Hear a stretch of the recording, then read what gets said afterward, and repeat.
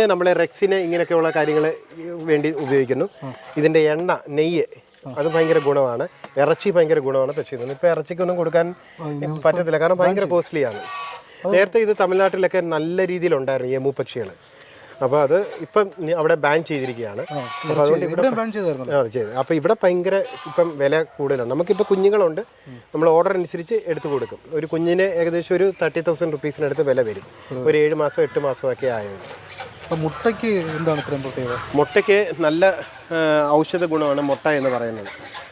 കണ്ണിന് താഴെയുള്ള കറുപ്പ്, ഹാർട്ട് പേഷ്യൻസിന്, ഒടിവ്, ചതവ്, മുടി കൊഴിച്ചിൽ, ഇതിനൊക്കെ ഏറ്റവും ഉത്തമമാണ് എമു പക്ഷിയുടെ മുട്ട എന്ന് പറയുന്നത്. ഒരു മുട്ട പൊട്ടിച്ചാൽ ഏകദേശം 15 പേർക്കോളം കഴിക്കാൻ പറ്റും. മുട്ടയ്ക്ക് ഒരു മുട്ടയ്ക്ക് 1,500 രൂപയോളം വിലയുണ്ട്. 500 രൂപ മുതൽ 1,500 രൂപ വരെ ഇപ്പം മാർക്കറ്റിൽ. വ്യത്യാസം വരുന്നത് അത് റേഞ്ച് അനുസരിച്ചിട്ട്, ഇല്ലെങ്കിൽ അതിൻ്റെ ഇപ്പം ഒരു ഈ പറയുന്ന പോലെ തന്നെ